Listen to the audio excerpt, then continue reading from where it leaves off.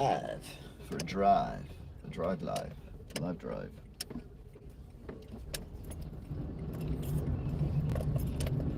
To Tameside, but we're also going to react to Boris Johnson's briefing today, COVID briefing. No idea what he's going to say. I'll just pat themselves on the back that they've done 10 million double vaccination things and stuff like that. They've also said as well that India is going on the red list. Now bear in mind it's Tuesday today. It's going on the red list on Friday. No, it goes on the red list now. It goes on the red list yesterday. It should have gone on the red list last week. If anyone goes anywhere during a global pandemic, they may not be able to get back. Here's what I found on the web. Shut up, I'm not talking to you. I'm not talking to you. What I'm talking about, I don't know whether you missed that or not. What I said was, it's a global pandemic. What we don't need is people travelling all over the world and spreading it around a bit. And if the Indian one is one that is not bothered too much by the vaccine, then we don't necessarily need it to come over here, because we're doing very well with the vaccines, even though I've still not had mine yet. And yes, I know, but yeah, I'm just fuming a bit on that still. India should have been on the list last week, because we knew it was getting bad in India, but we let it, you know, Boris does what he does, lets it go. Hey up. No, it's BIM, guess what, not hey up. Although the vlogs don't do BIM anymore. BIM's been relegated from the vlogs. Anyway, I'm waiting for Boris to come out. Boris Johnson's been outspoken. So yeah, we're just waiting for Boris to come out now. So anyway, we're driving from Wigan to Tameside just to see what's what. Mother was taken to hospital this week, which is not good. So I'll see how she is today.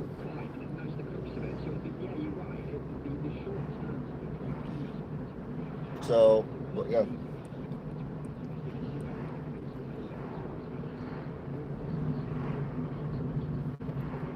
Also getting fed up with people, mainly students from college, walking around inside the indoor market and everywhere without any masks on. I'm sure that they're not allowed to do that when they're in college, so why are they allowed to do it when they're out of college, where there's more people who are vulnerable, i.e. lots of old people knocking around in the market? Fuming. Fuming.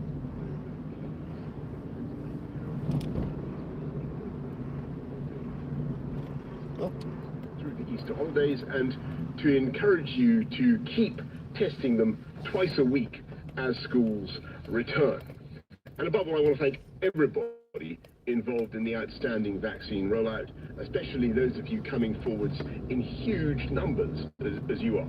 19 out of 20 of those who have had a first dose are coming forward for a second, meaning that almost 1 in 5 adults have now had a second dose. And on first jabs, we've now vaccinated 33 million people, including 60% of the 45 to 49-year-olds. And we know that this vaccination program is making a big difference. We know that it's helping to reduce suffering and save lives, potentially on a very big scale. Yes. But we don't yet know the full extent of the protection that we're building up, the exact strength of our defences. And as we look at what's happening in other countries with cases now record numbers around the world, we cannot delude ourselves that COVID has gone away. Obviously not. I see nothing in the data now that makes me think we are going to have to deviate in any way from the roadmap, cautious but irreversible, that we have set out. But the majority of scientific opinion in this country is still firmly of the view that there will be another wave of COVID at some stage this year. And so we must, as far as possible, learn to live with this disease as we live with other diseases. Well, like I've said in other ones before, bolstering our defences with booster jabs, comments and stuff. This autumn, we'll be continuing with testing, that And today I want to announce if all the what over we hope 80s will have be been a done further and all the line 70s have of been medical done, defence. then we're not going to put a strain on the United Kingdom was hospitals. the first country So in the let's world just carry on to now, pioneer regardless. dexamethasone, which has saved 1 million lives globally. And today, we're creating a new antivirals task force to search for the most promising new medicines and support their development through clinical trials with the aim of making them safely and rapidly available as early as the autumn. This means, for example, that if you test positive, there might be a tablet you could take at home to stop the virus in its tracks and significantly reduce the chance of infection turning into more severe disease. Okay. Or, if you're living with someone who has tested positive, there might be a pill you could take for a few days to stop you getting the disease yourself. Right, I don't know how that And works. by Unless you stick it up your nose. these antivirals, these new antivirals, we hope to lengthen the UK's lead in medicines and in life sciences, and to give ever greater confidence to the people of this country that we continue on our path towards freedom. We've taken a big step again this month, reopening significant parts of our country, and for many people, this last week has brought the first glimmerings of a return to normality, having a pint, having a haircut, making that trip to the shops. I'm going out and about. Science is helping us to get back towards normality, and I believe that antiviral treatments can play an important part. Okay. And if we keep going, follow the rules, remember hands, face, space, fresh air, then we can keep each other safe and see through our roadmap to reclaim our lives in full. Thank you very much. I'm now going to hand over to Nikki. Thank you. My name is Dr. Nikki Kanani. I'm a GP and medical director for primary care in the NHS in England. And since the last time I came to one of these briefings, I've been working with colleagues across the NHS to roll out the biggest vaccination programme in the NHS's history. I've been vaccinating at local vaccination services alongside many of you, offering people second doses, vaccinating people in care homes, but also making sure that my patients can get the care that they need from the NHS. My patience is running out. It was on the 8th of February when I was last on a podium a little bit like this that I was able to say that we were on track to meet our targets. And since then, the programme continues to go from strength to strength, with the NHS meeting our first two deadlines on vaccinating the most at-risk people. The public response has been incredible, and I thank you if you come forward for your first dose, and please continue to come forward when you're asked to have your second dose as well. Yesterday, the UK celebrated hitting the latest milestone of 10 million people being fully protected from the virus. So to put that into perspective, that's the equivalent of the entire population of Manchester, Leeds, Liverpool, Newcastle, Birmingham and Bristol combined, having complete protection against COVID-19. So we're making great strides, but this hasn't happened by accident. The success is down to the hard work of our staff, incredible planning and delivery. So I want to iterate my thanks to all of those staff, volunteers, everyone involved in delivering our vaccination programme. And I want you also to make sure that you look after our staff at this really challenging time. I heard today that a group of people were protesting outside a mobile vaccination bus in Nottingham. I want to say now that we will not stand for it. It is of vital importance that you allow our colleagues to do the job that they need to do. Absolutely. So you allow them to save lives by vaccinating people. And as Prime Minister said, you allow our teams to get us back to the lives that we love and that we miss so much. I also said at this press conference 2 months ago that it wasn't too late to change your mind if you haven't yet come forward. That was true then and it's true now. Our offer is evergreen. If you've decided that you would like your vaccination and you're eligible, we have a vaccination for you. No, you're all right, thank you. First dose and you have your second I won't stop anyone else having it. Also be sure That's to personal get it. choice. I have my second dose at the end of March, and I can assure anyone watching or listening that it's safe. So please go ahead and take up that opportunity. One area that I know that has rightly been a concern has been uptake among people from ethnic minority backgrounds. And that feels really personal to me, both as a GP and as a woman of colour in this country. And that's why 2 months ago, on behalf of the NHS, I set out our action plan to boost uptake across people from ethnic minority backgrounds. And I'm pleased to say we've made really significant progress. Since we set out our plan in February, uptake from all ethnic minority backgrounds has tripled, outpacing the national average across all ethnicities. Take-up among people from a Pakistani background is more than 4 times higher than it was in February, and a 5-fold increase in people taking up the vaccine from a Bangladeshi background. The progress is a direct result of a combination of NHS teams who know and understand their communities, community and faith leaders who've worked really closely with us, practical considerations about Ramadan and other local nuances, and really strong local backing from high-profile people such as Bake Off's Nazia Hussain, comedian Lenny Henry, and TV star Adil Ray.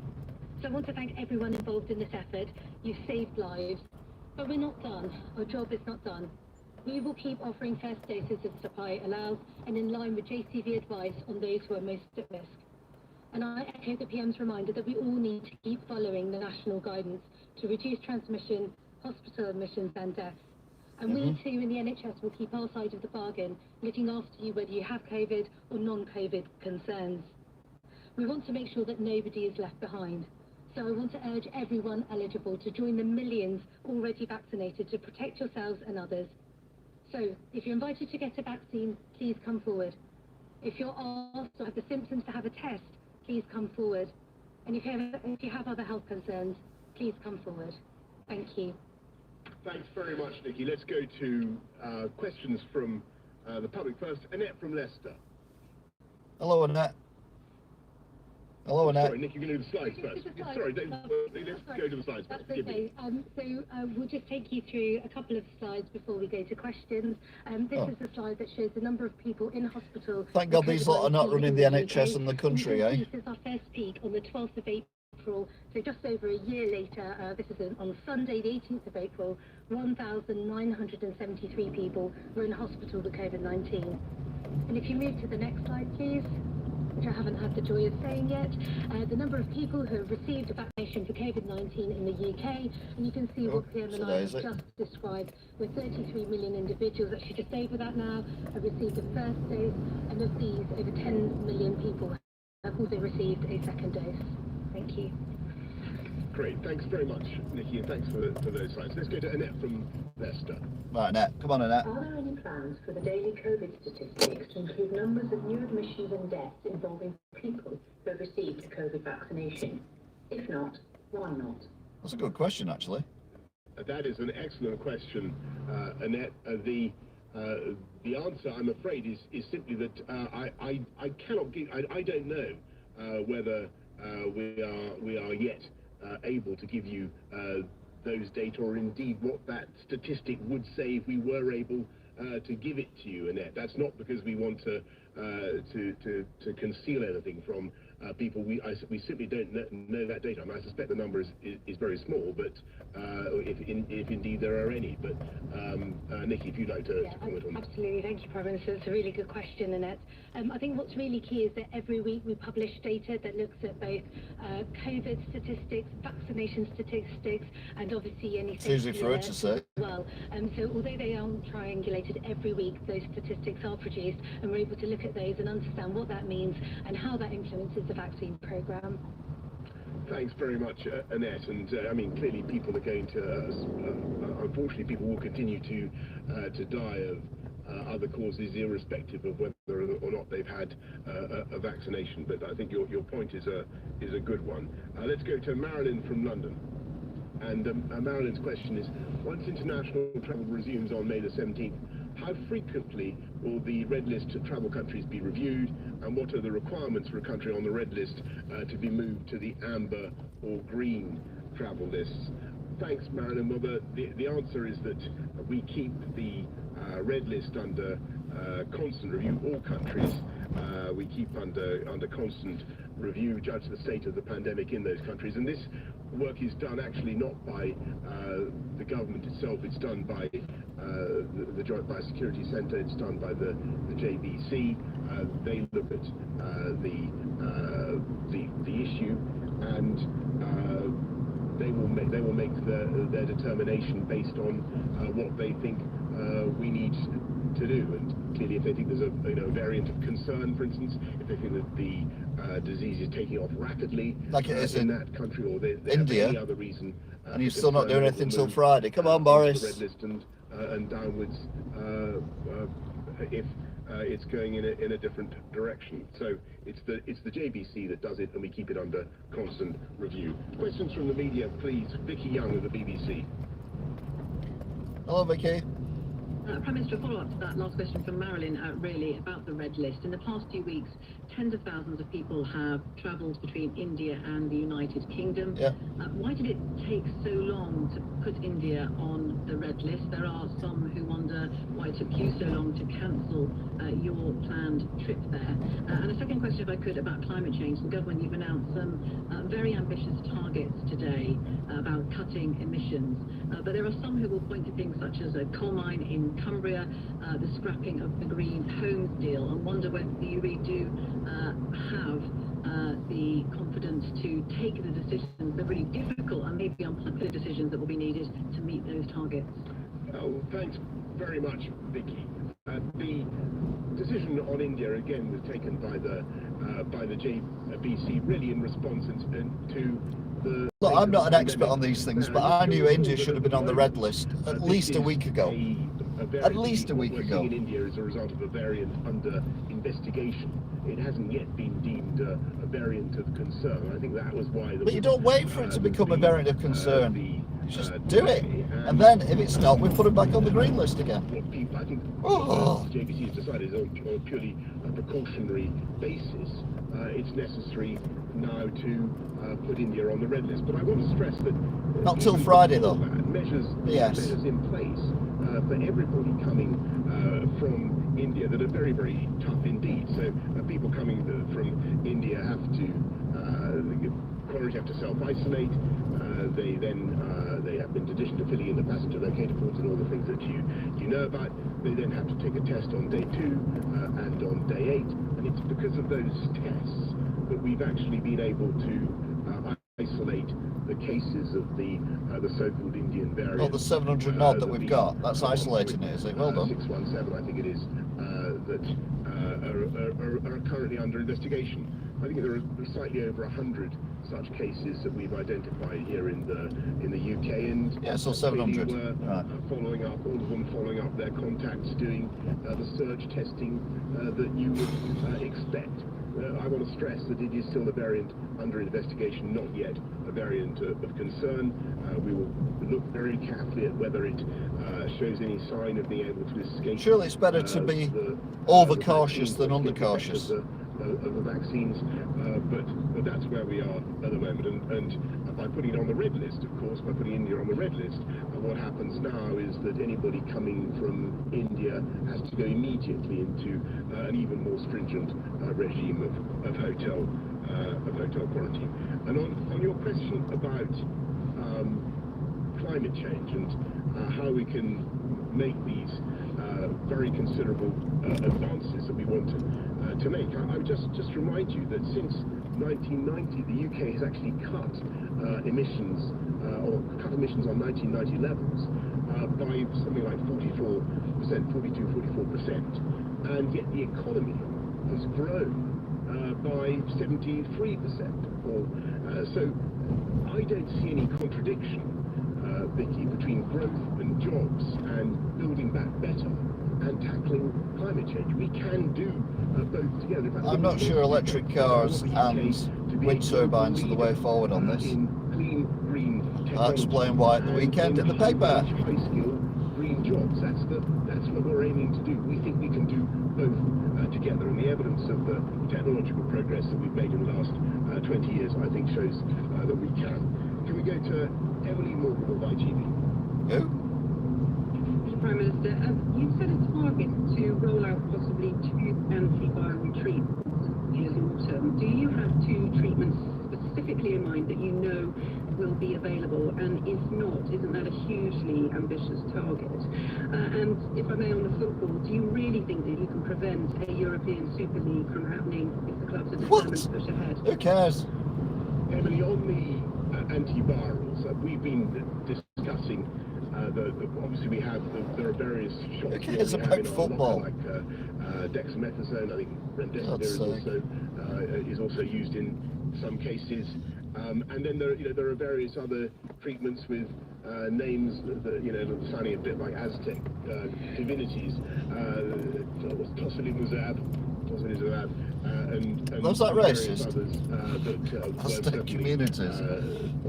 looking at. But I think probably on this one, I'm gonna pass This the is ball there's a Pelican Crossing to Nikki. 20 foot down the road, love. Why don't you use that? But Nikki, why don't you say something about it? Thanks, Emily. So just to recap, we really welcome the introduction of the antiviral task force to make sure we really focus on prevention and treatment in the community, so managing a rise in infections or new variants. The NHS has been working internationally actually to identify effective treatments for COVID, and a huge thanks to the over 1 million people in the UK who've participated in a research trial so far. We know that over 22,000 lives have already been saved in the UK from the use of dexamethasone. So your question about sort of How do you know? what's in the pipeline, there are a number of treatments. How do you know how many lives have been saved? I don't get that. I know many people have had it, maybe, but 6 days to go from a positive research finding to put that particular treatment into practice. So we're starting to look at budesonide and other treatments as well. And this really gives us a chance to focus and ramp up pace on the use of antivirals, particularly in the community and at home. Thanks, Nikki. Emily, on the football, what I would say is that our first step is clearly to back the football authorities in this country, the FA Football Association, the Premier League, and the steps that they're taking to counteract this initiative. But be no doubt that we don't support it and support the creation of this European Super League. I think it's not in the interests of fans, it's not in the interests of football. How can it be right to have a situation in which you create a kind of cartel that stops clubs competing against each other, playing against each other properly, with all the hope and excitement that gives to fans up and down the country? I think it defends against the basic principles of competition, and if necessary, in order to protect that principle of competition, we will seek, as I said to those bodies earlier on, we will seek a legislative solution, but we hope that they can find a way forward themselves.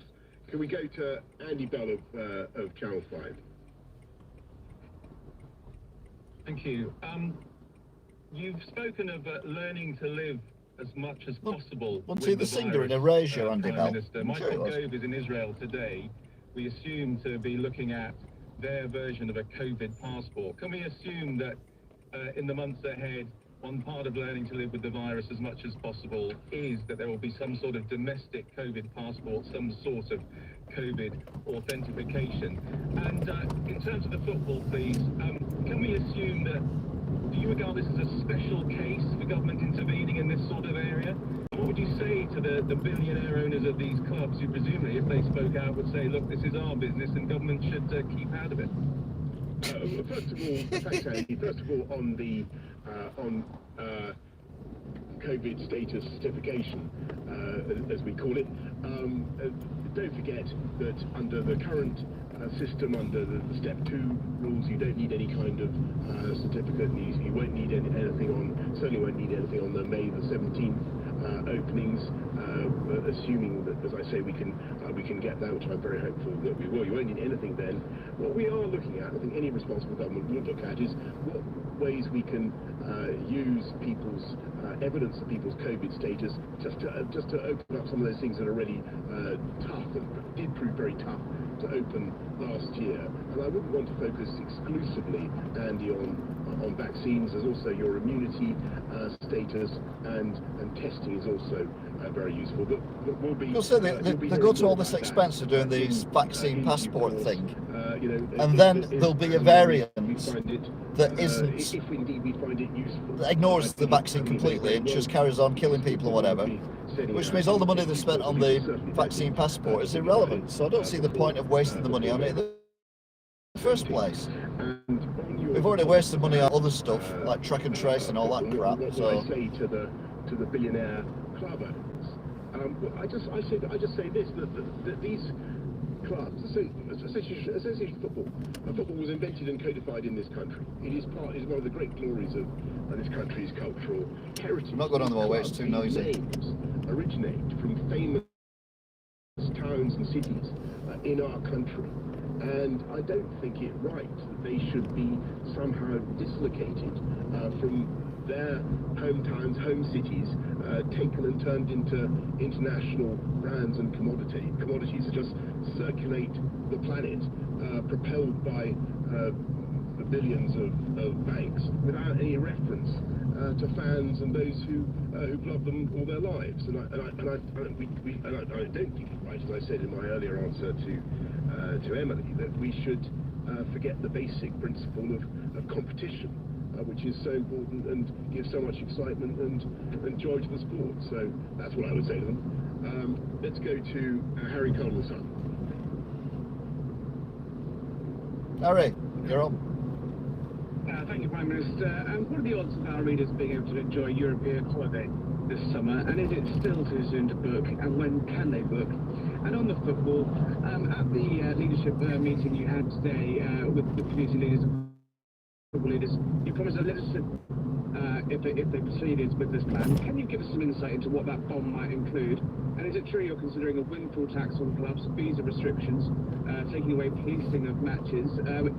What is off the table? Is anything off the table? Thanks very much, Harry. On your very good question about travel, we'd love to... Your very good question on the travel, but your other question's not good. Your readers a clear rundown of the countries that we think may be either red, amber or green at this stage. We won't be able to do that yet, as we've said. The Global Travel Task Force has reported, but what they've said is that we're really going to need to wait till early May before we can set out which countries are on the list. And you can see some of the troubles and some of the problems that some of our friends are currently having. So I think it'd be just premature to speculate about that. I'm sorry about that, but we will be saying more as soon as we possibly can, but before May the 17th. And on the legislative approach that we could take, I don't want to say very much more about that, except to say that that remains something. It's certainly something we will bring to the forefront if we have to. As you know, Tracy Crouch is doing a fan-based review of the whole governance of football, how it works, trying to improve things for fans and trying to address some of the underlying issues that we're facing. But I think what we want to do, first of all, is back the FA, back the Premier League, and hope that we can thwart this proposal before it goes very much further. I don't think, as I say, I don't think it's in the interests of football or of the fans. Let's go to Jessica Elbott of The Guardian. That's helicopter. Thank you, Prime Minister. I wonder if you might give us an update on the Janssen vaccine in the UK, especially given the news out of the US and the EMA today that they have concerns about it. Would that be a big blow to our vaccine programme, especially vaccinating the younger cohort of people, if we encounter any difficulties? I know that we're waiting for its approval. And secondly, on football, I'd like to know really what is your own personal view of the German model of majority fan ownership of football clubs. Is that something you're instinctively in favour of or against, and is that something this country could seriously consider having here? Okay, thanks. On Janssen, I think I'm going to ask Nikki to say something as well. We're confident, though, in the security of our supply, and that we'll be able to get done what we've said we're going to do by the end of July, Jessica. So that's the key thing I get over about the vaccine supply. But Nikki. Absolutely. So it's not a vaccine that we're using at the moment in this country, as you know. And as with any vaccine, we'd wait for MHRA approval, and we all take guidance from MHRA and JCVI to plan our vaccine deployment into sites accurately and safely. Right now, the priority is to get your vaccine if you're offered it, because we have the supply to vaccinate you if you're eligible.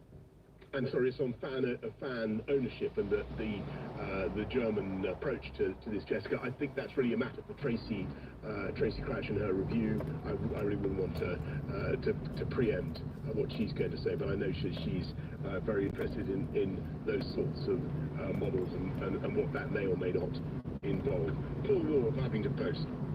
Huffington Post was scraping the barrel. Minister, you set out a new legally binding target to cut emissions by 78% by 2035, but also to include aviation in emissions for the first time. Does this mean that the third runway at Heathrow is now much less likely? Or if it does go ahead, will there need to be cuts at regional airports? And if I may, on Greensill lobbying, it's sparked a lot of interest in whether the Nolan principles of public life have any teeth or relevance anymore. Do you agree with the Independent Office for Police Conduct, which in its review of your links with Jennifer Curie concluded, and I quote, "It would have been wise for Mr Johnson to have declared this as a conflict of interest, and a failure to do so could have constituted a breach of the Nolan principles." Now, those principles include acting with honesty and integrity. Do you believe you acted with honesty and integrity in your relationship with Miss Arcuri, who claims you conducted your affair in your marital home? What the hell's that got to do with anything? On your first point about the plans to build another runway at Heathrow, that's a Huffington Post won't get invited again, will they? Company concerned. It's a private matter. Stick with 80s pop stars, Boris. You're safer with them. And to finance it themselves. And my own views about that particular matter are well known. But that doesn't mean that I'm opposed to aviation. It doesn't mean that I don't believe that this country has a great future in pioneering low-carbon aviation. The two aviation and a green future are not mutually exclusive, and they can be done. And that's why one of the things that we set out that I set out in the 10-point plan for the Green Industrial Revolution was to get to a jet zero world. And the government is working with partners across industry to try to achieve that. There are all sorts of promising looking approaches, all sorts of ways in which we could reduce carbon emissions from planes. We've got to do it. In the end, humanity is going to need to fly, and it's going to have to fly in a clean, green way. And I'm a technological optimist, as I said in my earlier answer, I think, to Vicky Young of the BBC. I think we can do it. And my answer to your second question is yes. Okay, everybody. And there we are. That is Boris Johnson. That's brilliant. So did you have an affair in your marital home? The answer to that question is yes. Right, thank you everybody. That was superb. Well done, Boris. Oh, Jesus.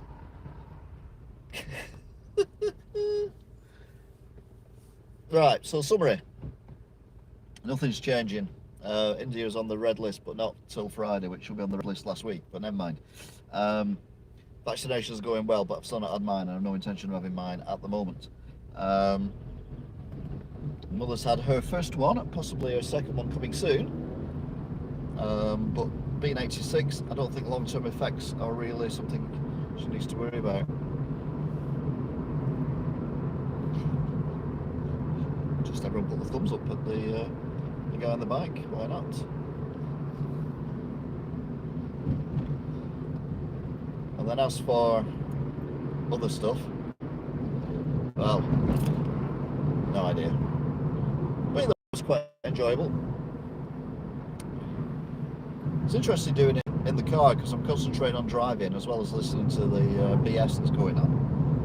So, oh, that was superb. I wonder if there were 3 people at the podium, because the third person would be a bit naffed off because they didn't get to say anything.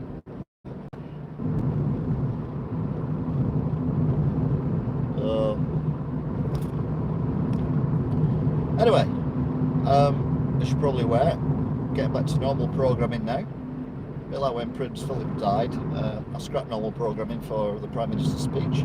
Now it's over, we can get back to normal programming. Currently driving to the Mothers in Tameside, currently on the no, we're not on the M6. He's waving again. Who's he waving to?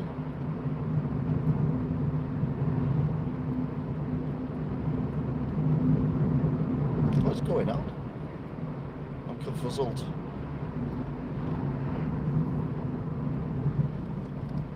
He's turning right somewhere. I'll wave to him and we'll go past. I'll wave. There you go, I waved. I have no idea what we're waving at, or who to, or why, or what, but anyway. So yeah, we're back to normal programming now, so we're just coming up to, well, we've just gone through West Orton and we're heading towards Walkden. And then, I don't want to go through Walkden, do I? Because that ends up going through Swinton. So no, I'm not going to go through Walkden. I'm going to go on the M61 at this next roundabout. Although there's an excessive amount of cars, I'm going to have to look at the M61 and see what's going on the M61. Because this is a lot of cars. And that motorbike's just driven on my side of the road to get round past the bollards as well. What time is it? No, it's 3 minutes past, half past. So maybe... Is there any reason why all these cars are on this road and not on the M61? No, the M61's moving fine. That's a bit peculiar.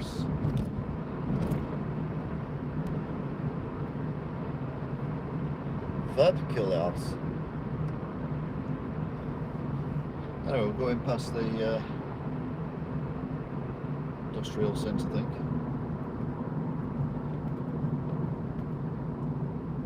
We're going to go on the M61 here, which will take us to the M60 eventually.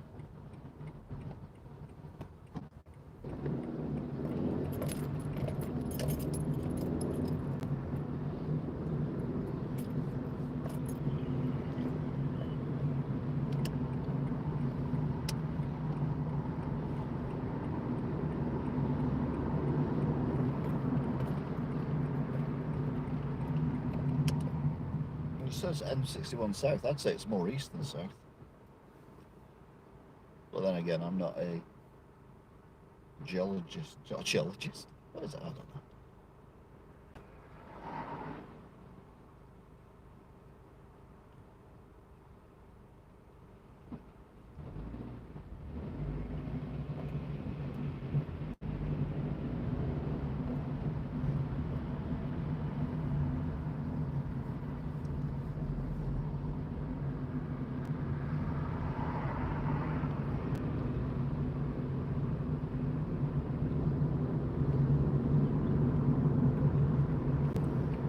Right, so we're now on the M61, Slip Road.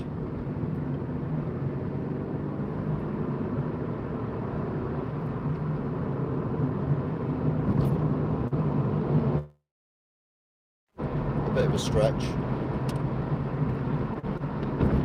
on the Slip Road, but we've got it now.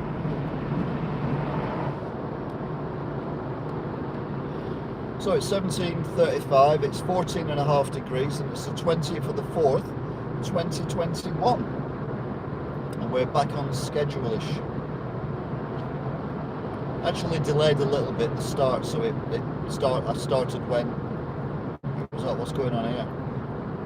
That man's spotted the wrong way. If anything hits that, it's going to shove it into the middle of the road. So BMW with at least 2 flat tyres. Oh, hey up. Another BMW there. But there's been a crash between the two BMWs racing or something. It's a bit of a coincidence, isn't it?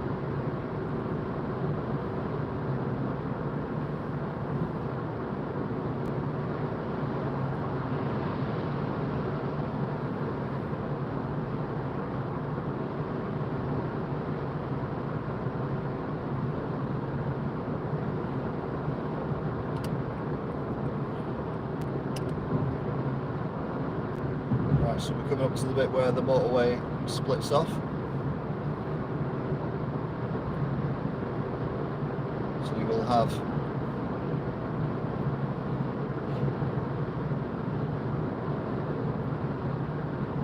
this left-hand lane is going to go to Manchester, and we're going to join the M60.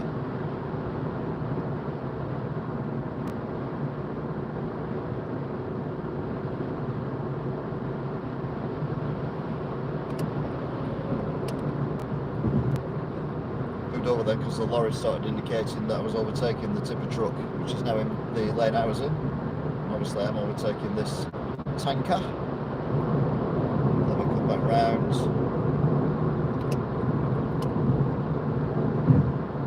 So they're going on the A58 in the left-hand lane.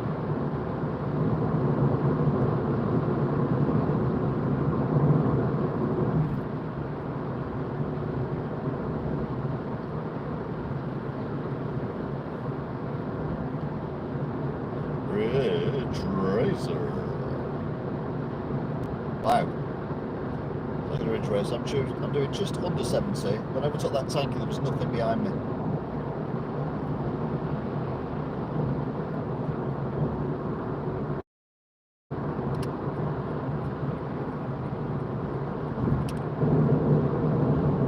There's cars everywhere.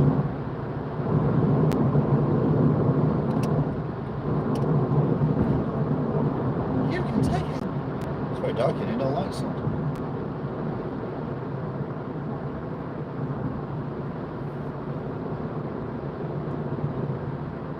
Oh, we've got 60s.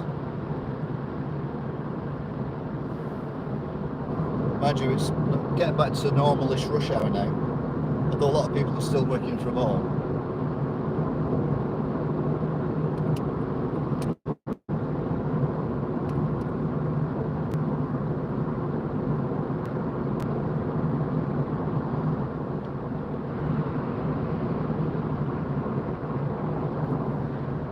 So I'm doing 60, being overtaken.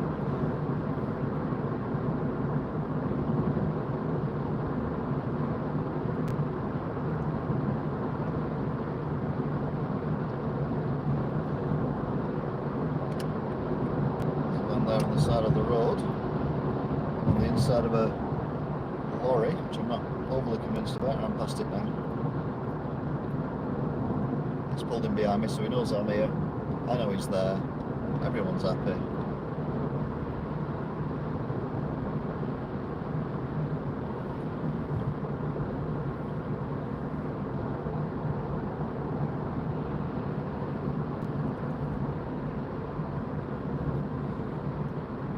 Seems to be moving quite well.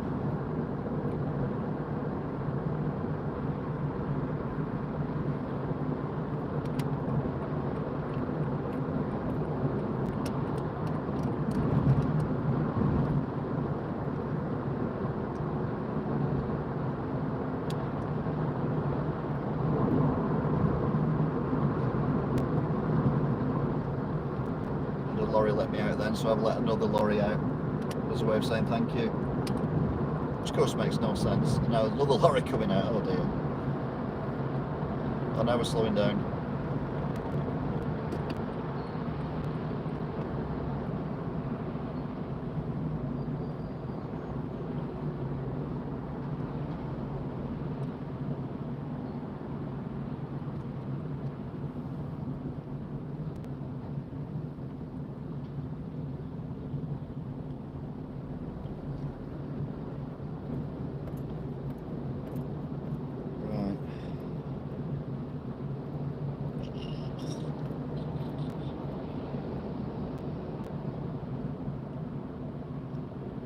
Figure out what's going on here.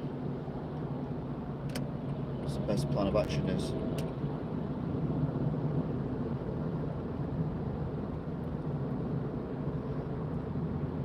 I think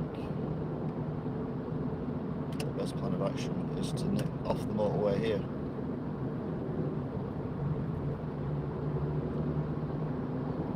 Doing 35 at the minute.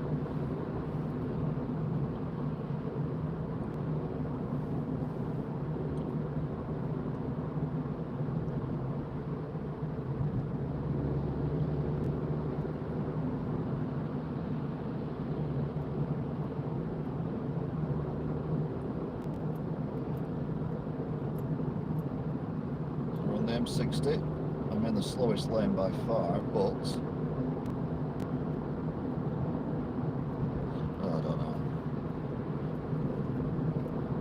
Yeah, let's come off here. We'll go around.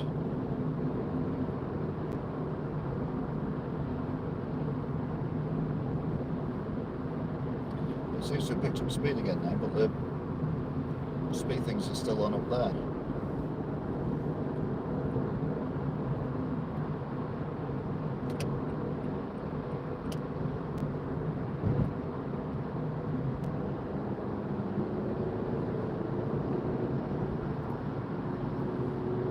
Being undertaken by someone who's just cut from the third lane to that lane, which is amazing. Well done.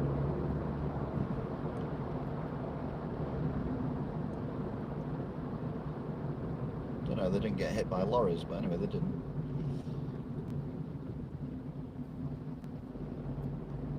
This white car doesn't seem to know what it's doing.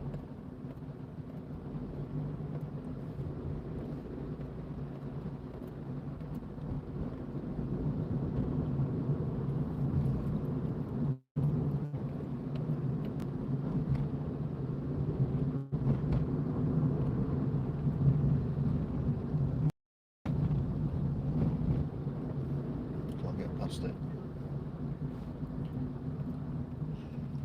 Right, looks like we're going to Bury. This is exciting, isn't it? Cars parking in the crosshatch, which you're not allowed to do. In fact, they're moving now. I think we're moving now as well because they've all stopped. Yeah, we're off.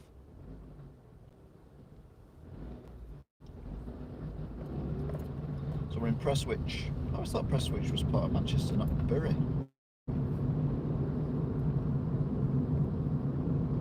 Yeah, that's a large smash about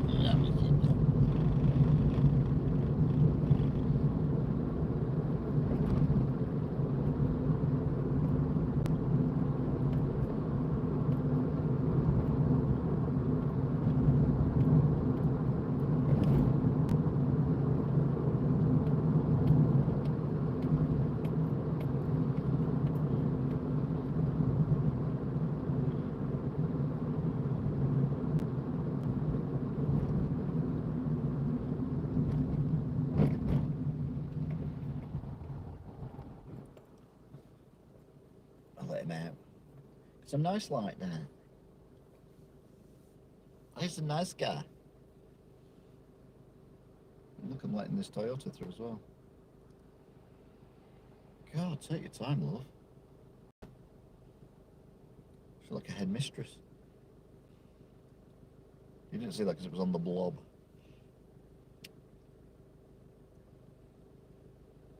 Oh, the taxi driver's not even going to look, he's just going to go for it. No, he's looking. He's looking. You can't see he's looking, but he's looking.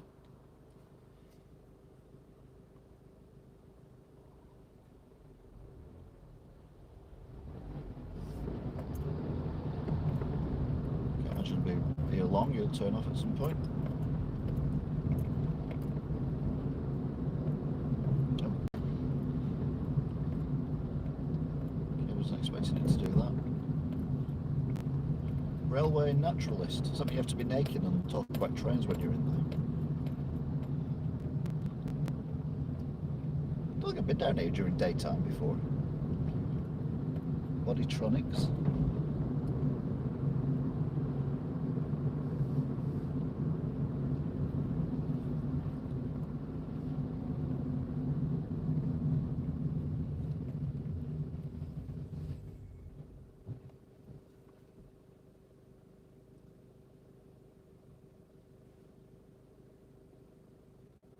Neoderm. Hair, beauty, medical and aesthetics. God, if they got hold of my body, they'll be able to retire the amount of money it costs to make my body look half decent. Let's pop it into. I don't think taxi drivers just doing a tour of the supermarkets.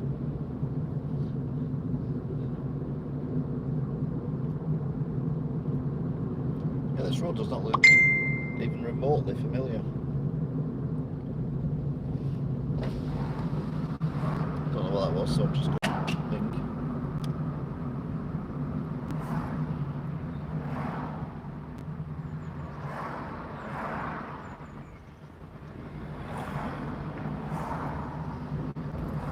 There's a part down there that's absolutely rammed.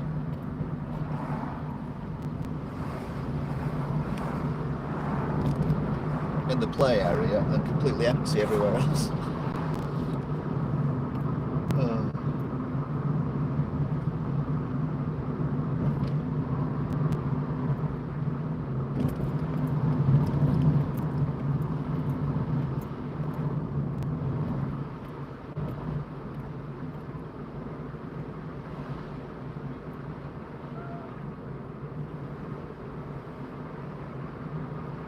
Yeah, we're at the junction that I know very well. When the motorway was always closed, we have to come this way and turn right to go the opposite direction which has come. But I'm not doing that because that just takes us back to the motorway. I don't want to go to the motorway particularly. Wow! Okay. They've obviously done that a lot. Pull out the drive in front of a car. Admitted I wasn't that close. And then do a U-turn in front of an oncoming car, which again wasn't that close, but they obviously have done it that many times that they know what they're doing. Oh yeah, this is the shopping town I was on about, where I bought Atomic on 12-inch by Blondie from a record shop, which sadly probably no longer here. It's daytime, so I'm going very slow, so I can have a look.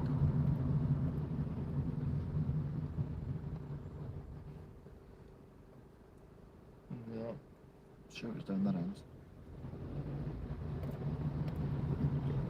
Yeah, it's the only time I ever went out with a girl. When I was at school. And we come to a record shop. It wasn't out, it was just we met up and she said, "Do you want to come and look at this record shop? It's really good." I went, "Yeah, okay then." Because I a little bit fancied her. Not a lot, but you know, a little bit. Anyway, that was it. We never really spoke again.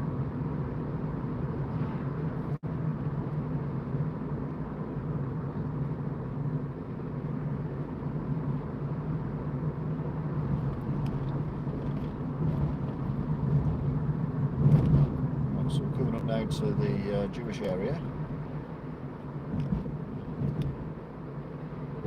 Just trying to find the potholes. There seem to be driving in every single one of them.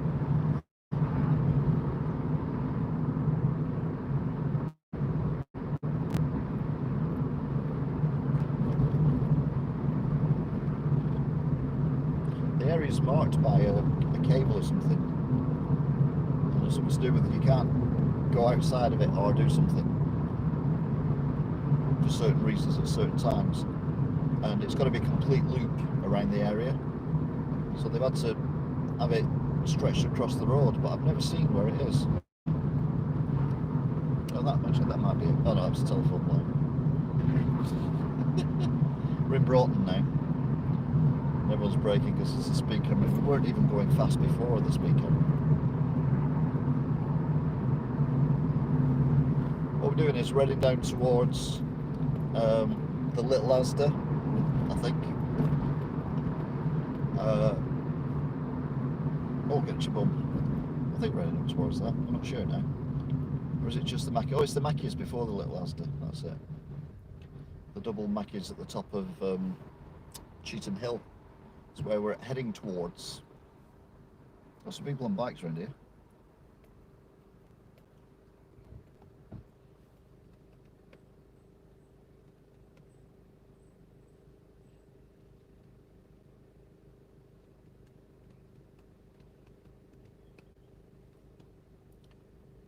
Off we go. 3, 2, 4. I've been going outward to go, her name is Carrie.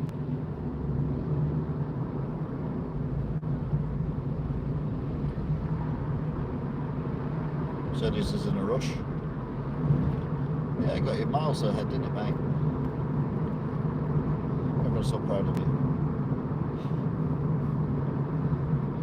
You know, I've been accused of being sarcastic. Me?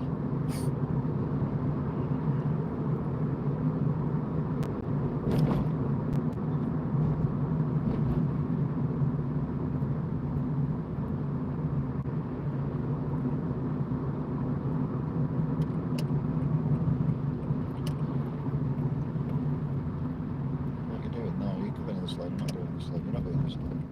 Make your mind up.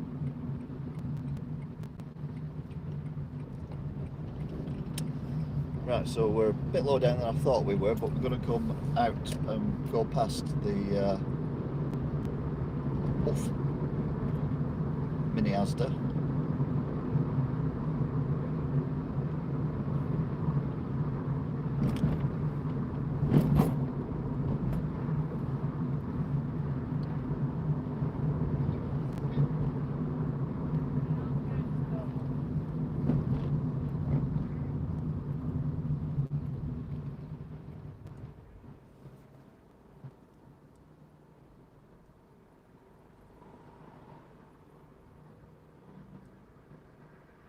So it's 17:53, 16 degrees, 20 for the 4th, 2021.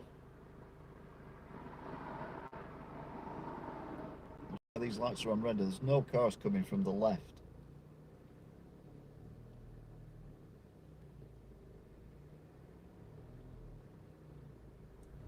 Yeah, we're off. Now there are cars coming from the left. Oh, they're stuck now. When good traffic lights go bad. I've never noticed that clock up top of that building before. This one here. You wouldn't have seen it because we were too close, but have a look next time. Or have a look on the replay. Can I have a rewind? Oh, this road. Yep, chip is open.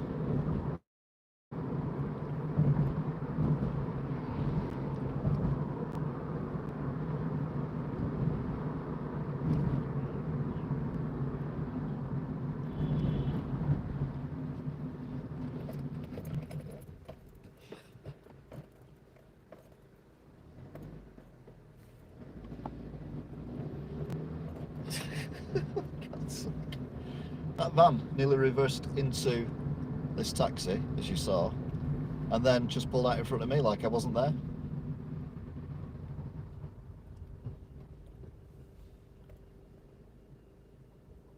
You can see his cherries from here. Oh, God's sake.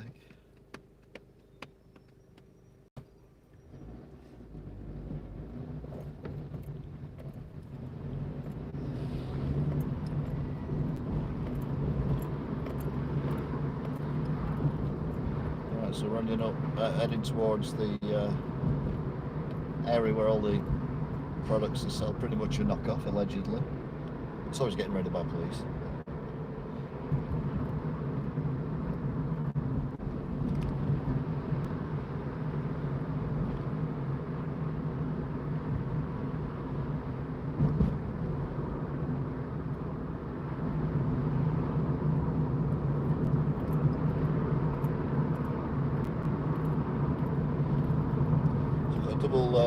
Double header, double stack Mackies, and we've got the thing ahead of us as well, the bus depot thing.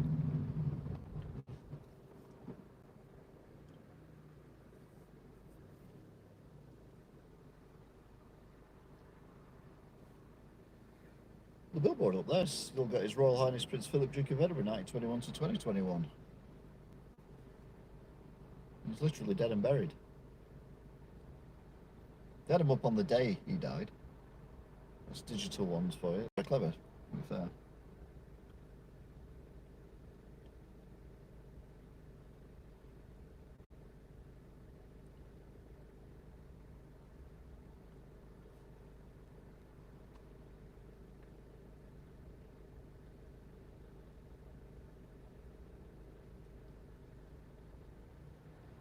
They've gone through on red.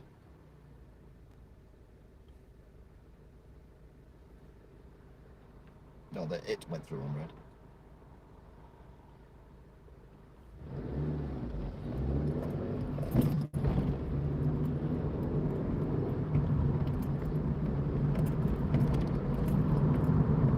So there's the bus depot on the left.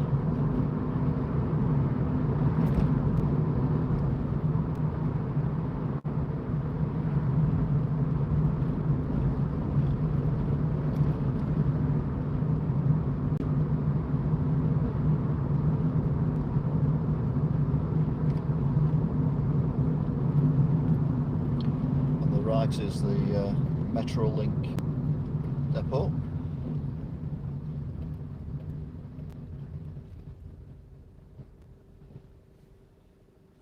Right. I'm thinking this is going to take too long, so I might jump back on the motorway now. If I can. I think I can. I think I can there, so I can. I think so, yes. So it is. Hello, it's me.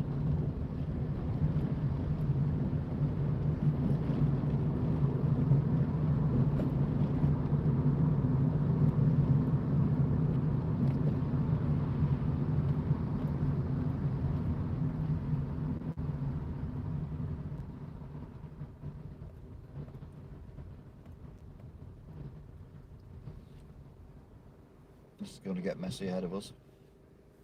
Talking of which, I think it's long and messy on the other side of the road.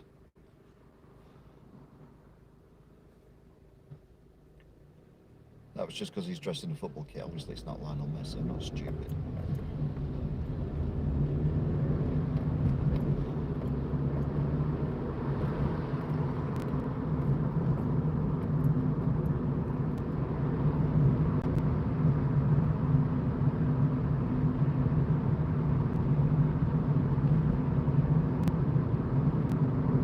I kind of forget that I have to set off later now, so I'm running a bit late now, so up here Middleton doesn't mention the motorway, so there might not be a...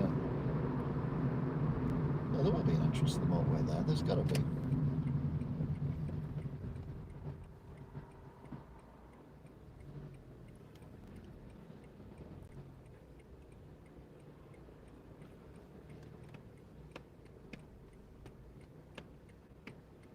One thing I've noticed with these new Let's Walk round videos I'm doing, there's a lot of nature involved. There's a squirrel in Chester. Although I've not put it up yet, in Middlewich I had lots of squirrels, and in Middlewich I had ducks. Oh, and squirrels. Yeah, I think it was, yeah, Middlewich for both of them. So it's been roundabouts, it's been clocks, sundials, and now we've moved up to the echelons of wild animals. I'm sure there's another wild animal somewhere else, but I've not put up yet. I don't know. Wow. Very observant of the white Vauxhall then. Right, I haven't been down this road for decades. Christ the Vine. Should it be Christ Divine?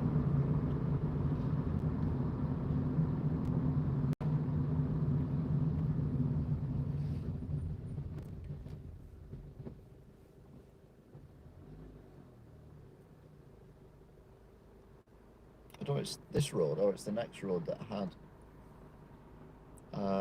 Vernon Manning's nightclub thing on it, where all the racists would go for a good laugh at the expense of other people. Yeah, trying to push through then, didn't you, mate? That went well.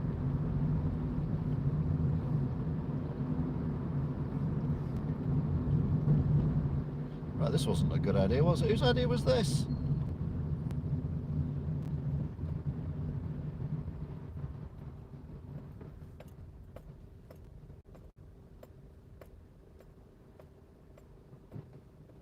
Absolute fool.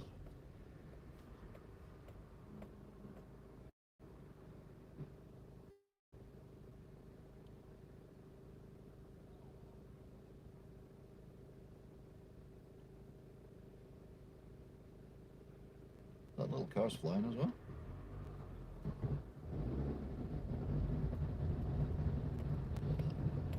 Manchester General Cemetery.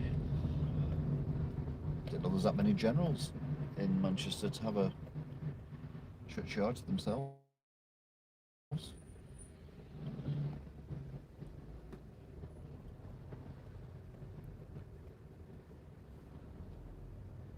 got a few daffodils out still, haven't there?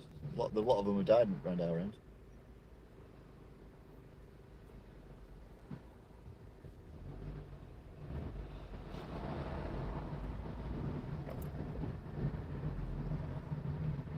people out on the balconies of these flats to our left, just taking in the CO2 exhaust emissions.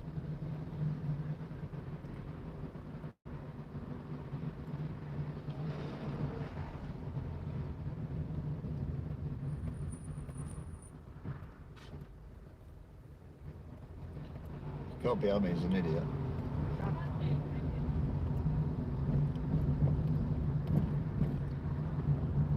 I was turning right. That might be local knowledge, that. I don't have local knowledge, like I said, I've not drummed any for a very, very, very long time indeed. Pleasant Street.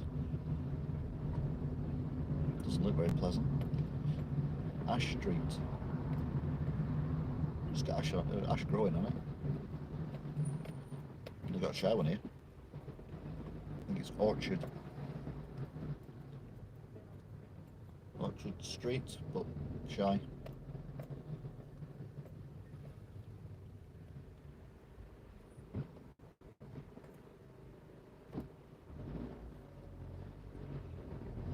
Range Rover drivers, gotta love them, it says on the label.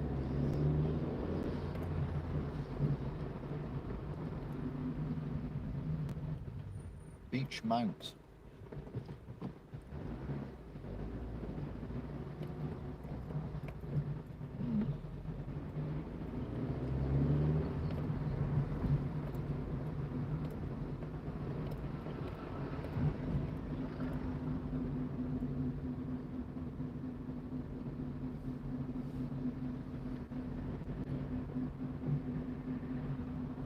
Thank you for wearing your mask. You don't have to wear it outside. You've never had to wear it outside. That's been the operative word.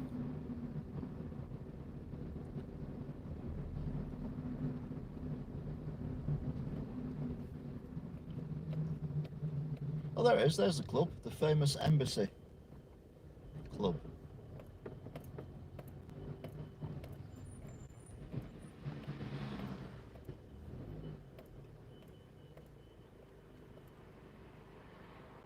Looks like it's still going.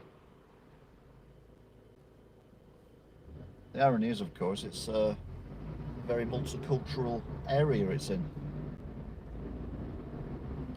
I also thought it was on the other side of the road. So, shows you what I know.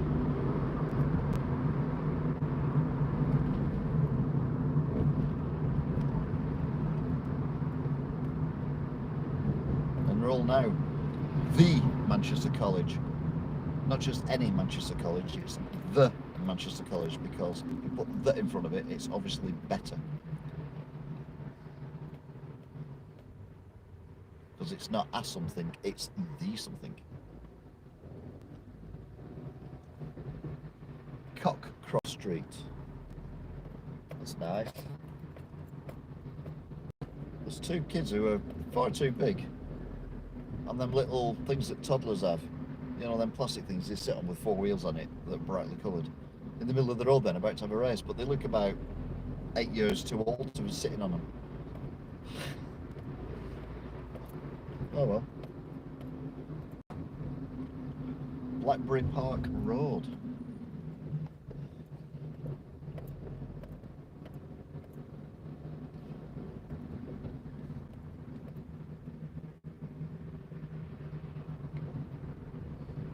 Cumberland Road. Oh, we're in sausage area now. Well, we had Cockcroft before, didn't we? So it makes sense. Oh, it's Cambridge Road. Yeah. They stopped making Cambridge sausages a long while ago. So it must be getting near the M60 now.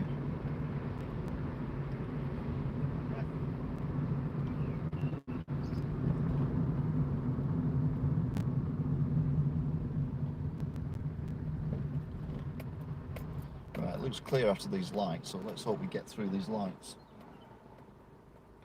Nice woods though. These will be the Blackberry Park, I assume.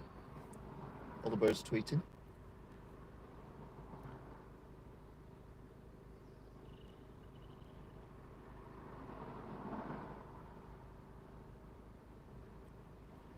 when I get through, because some pillock let the car out the other side of the lights, which held us all up.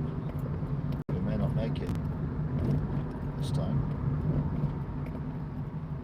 The gorge has got a fucking weird angle. I'm slightly worried now that I've come on this road and it's not going to bring me out at the motorway. It's going to take me under the motorway or over the motorway.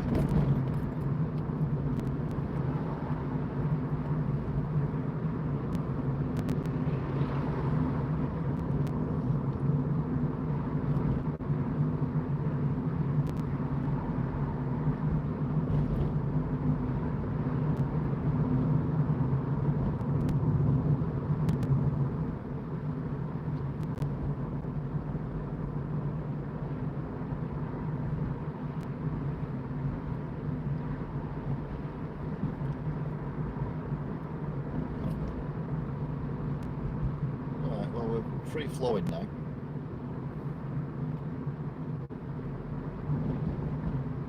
Not seeing the motorway though. Really need to get back on the motorway ASAP. Blakely Community Fire Station.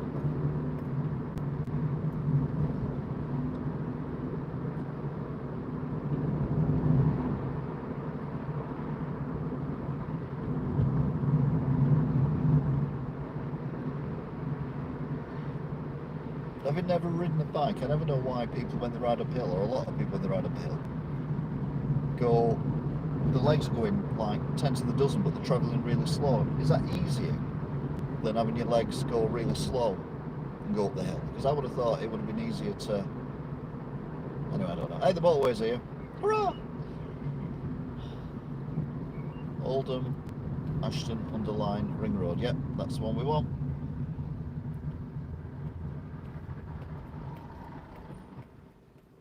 We're not going to get through this time, but we will get through. Shouldn't really go over the chevrons.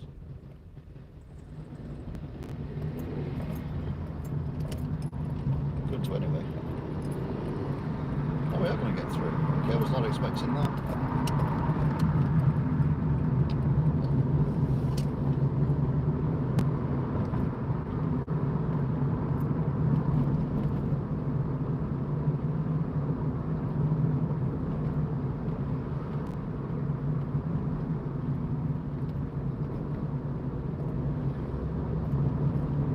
Got my cloaking device on today.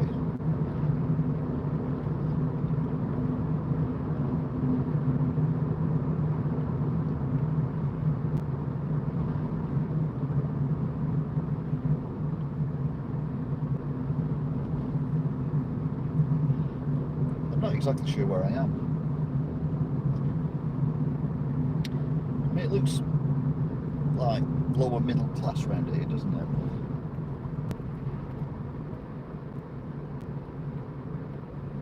Posh, but it's not like where I live.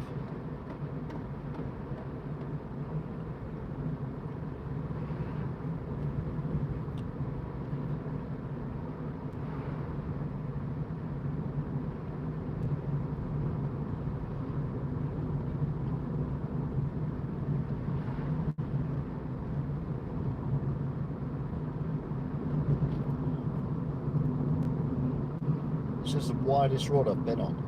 It's a 30 mile an hour.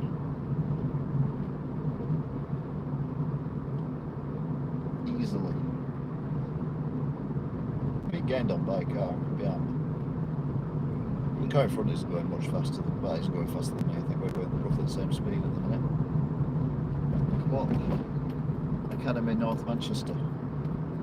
Oh, okay. It's a school and college that's sponsored by the Camel.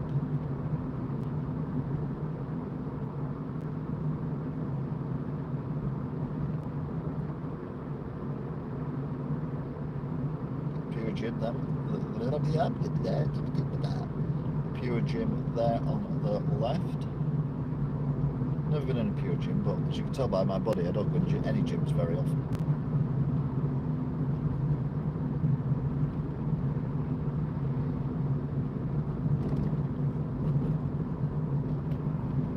Now we go straight on at the roundabout, although it's a weird roundabout by those things. straight on, but in a weird way. Greengate roundabout. Some people training for football over there, or rugby. Is it rugby? Yeah, they're running into each other, so it must be rugby. Unless they just play very aggressive football around here. I don't think rugby was a thing in Manchester.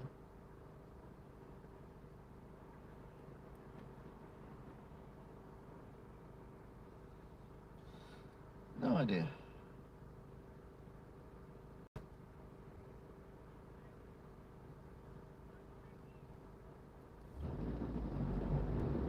What? It's like 2 cars through and that's it.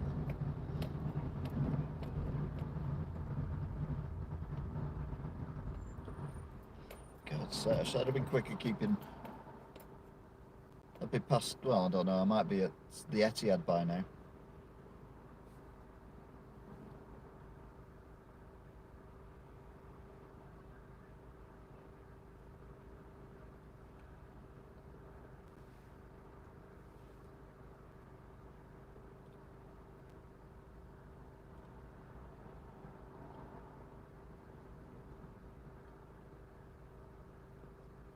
Keep an eye on that VW, which is in front of the red car, because that lane is for turning right at the roundabout. I think the VW is going to, yep, he's going to try and push in. And he has pushed in, someone's let him in.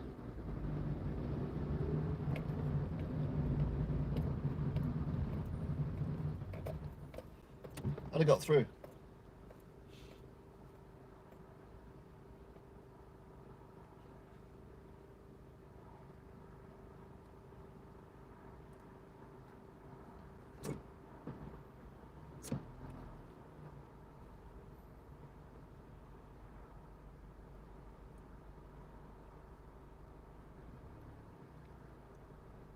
This is a very busy roundabout.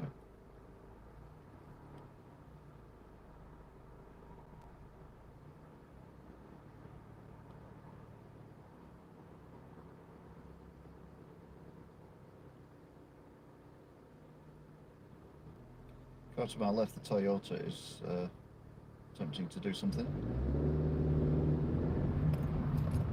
which is not going to do with me.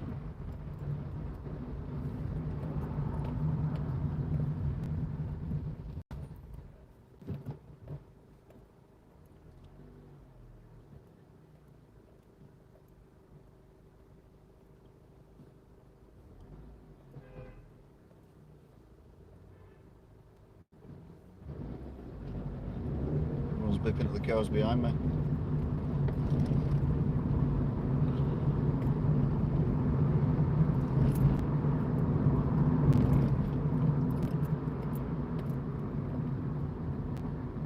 Why is it indicating left? I don't understand that.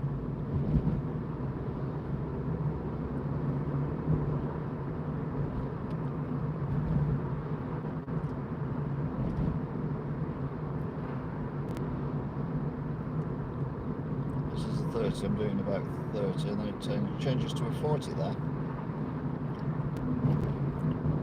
That makes perfect sense, doesn't it?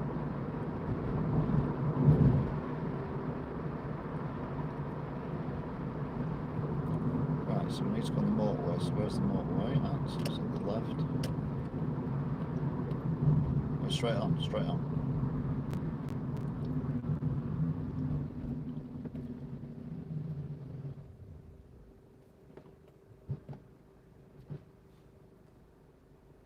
What people don't realise is if they try and push in when they shouldn't be doing, and I know they shouldn't be doing, they can drive into me, I don't care. Their car's worth more than mine, I can guarantee them that. These lights, brake lights in this car in front, are flickering in unison, which is weird.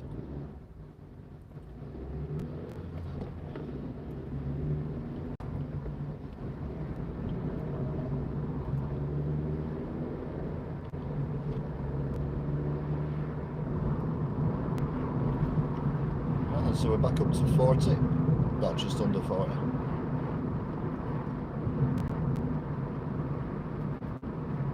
It's quite reasonable around here, isn't it? Apart from the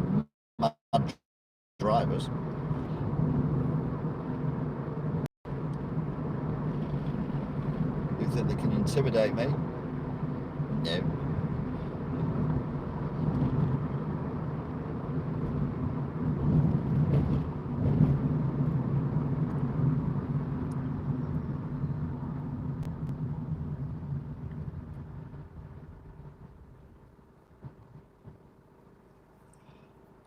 Now I'm confused.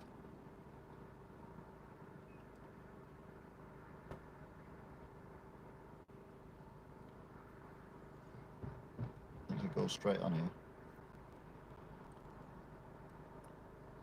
I can hear the motorway. I'm right next to the motorway.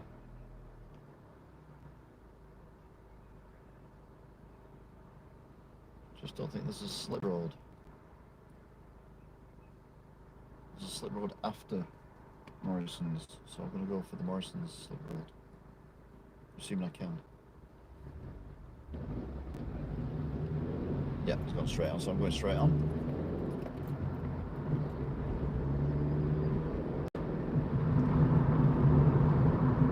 So there's the Morrison's on the right, and the big building on the right is the MEN.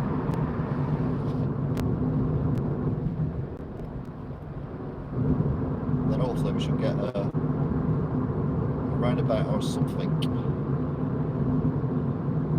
that'll get us on the motorway.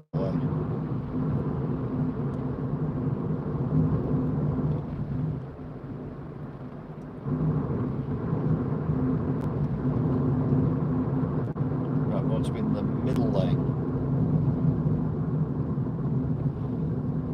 So we time that perfectly. That's the Merc. And then we'll turn right when we go over here, won't we? So we're on the motorway. Yes, we do. And again, we've timed that right. That's not the Royal Mail van. That's when we went in the right-hand lane.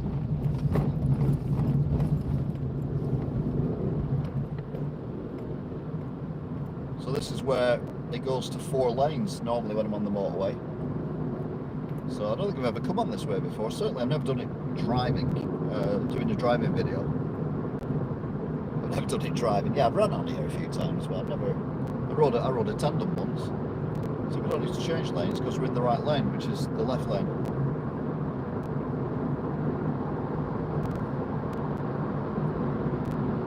Not that I could change lanes anyway because that thing was overtaking me.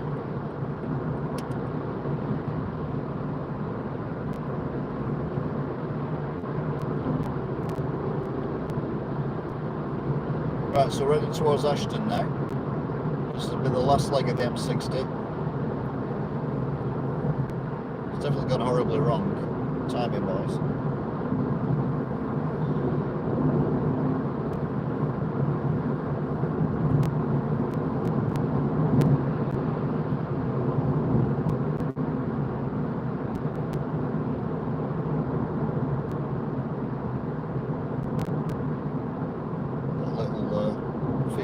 Past. There we go.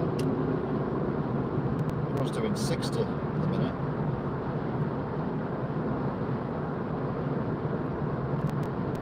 I'm just doing 70 at the minute.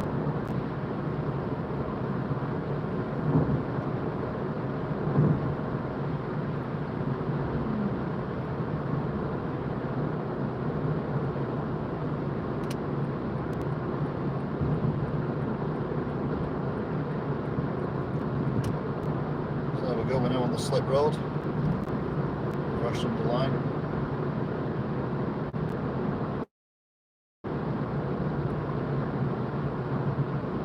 Technically a different motorway from the one they're on.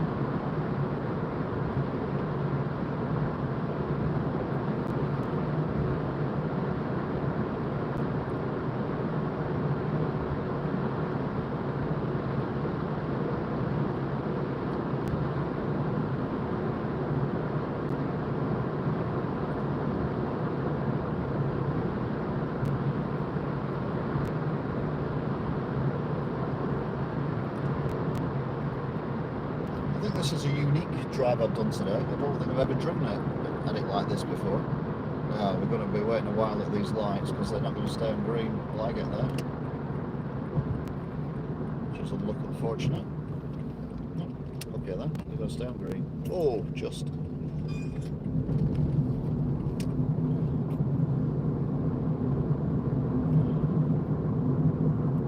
Ashton line now. Got the church you can see through up top.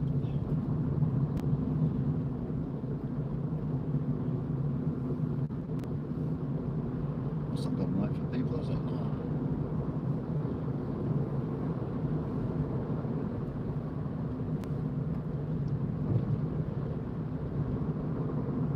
Through them lights.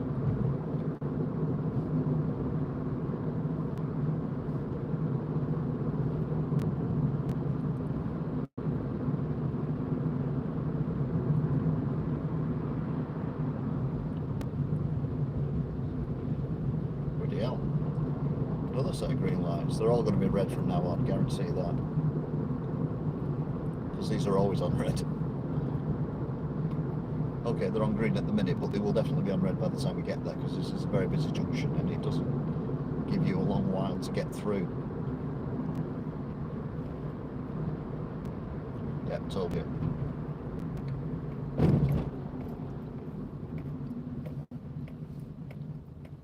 The Suzuki that's just come into shot.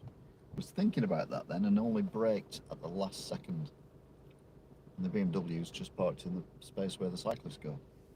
I've left them room to reverse if the cyclist comes.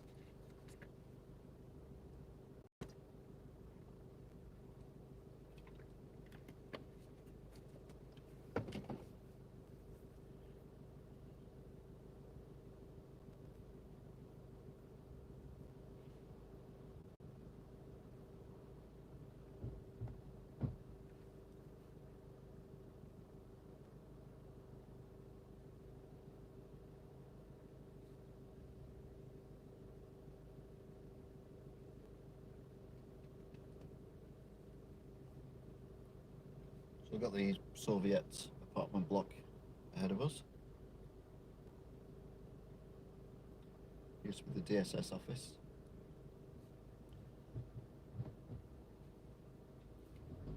And we're off.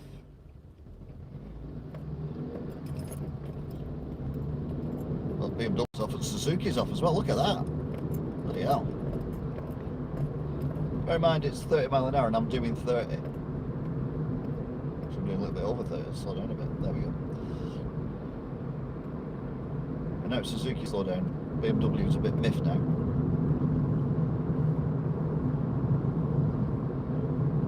Oh, Suzuki slow down because there's a Mini in front of him.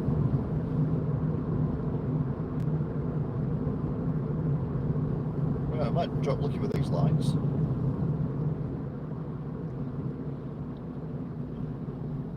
Suzuki and BMW didn't get anywhere, did they really?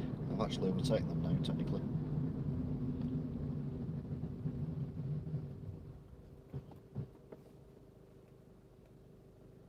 Okay, not as lucky as I'd hoped.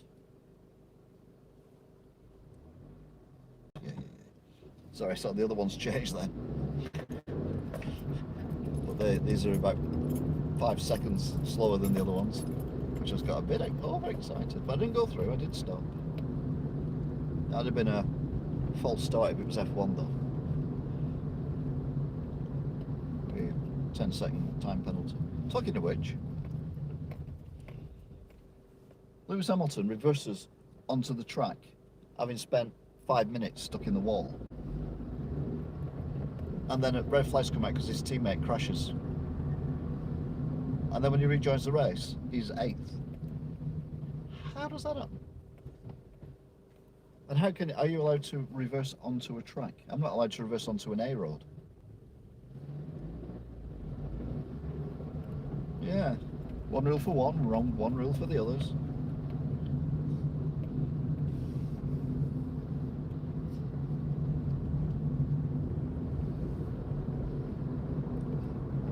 Human.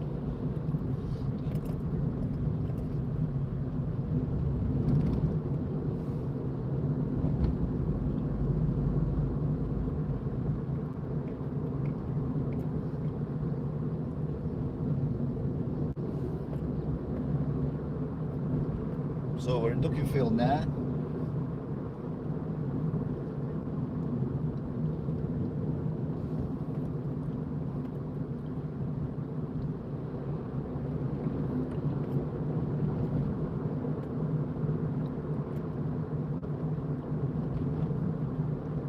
towards the lights. I love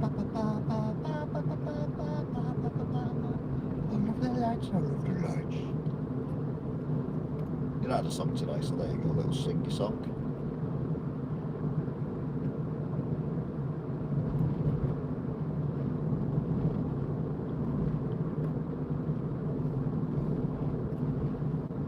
Right, there's nothing triggering them lights, so I need to do it myself. Nothing behind me either. So it's just little old me, but will I be quick enough to trigger them?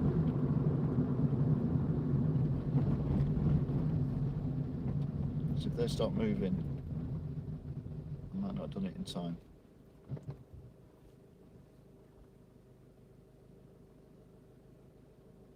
I might have to wait, I'm not sure though.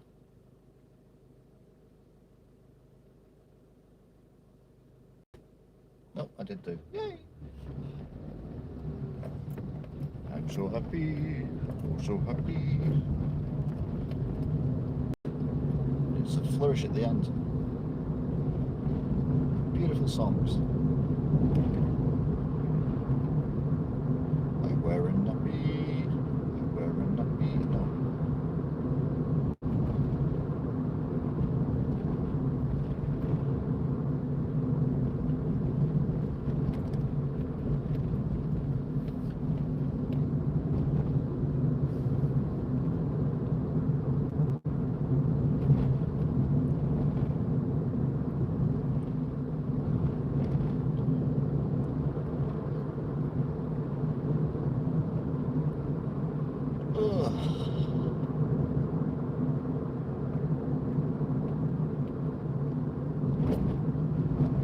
Two birds flying around then having a bit of fun.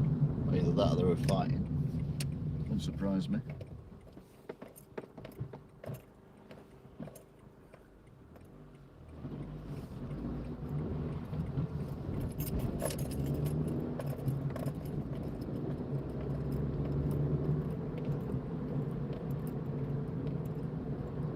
So that's it, journey's end. And it's been a weird one. Cloaking device, obviously it was on, I think switched it off now though. And went a completely peculiar route. One which I probably won't do again. Not that peculiar anyway.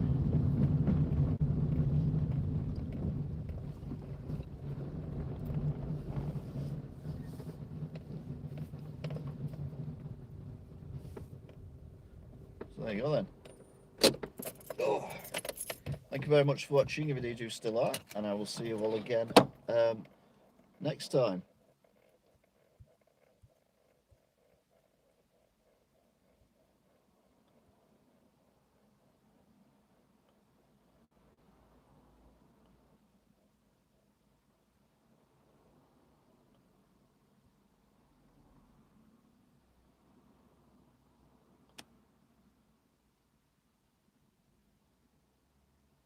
Right, it's not working. Anyway, thanks for watching, if indeed you still are, and I'll see you all again another time. Until then, don't forget to like, share, subscribe,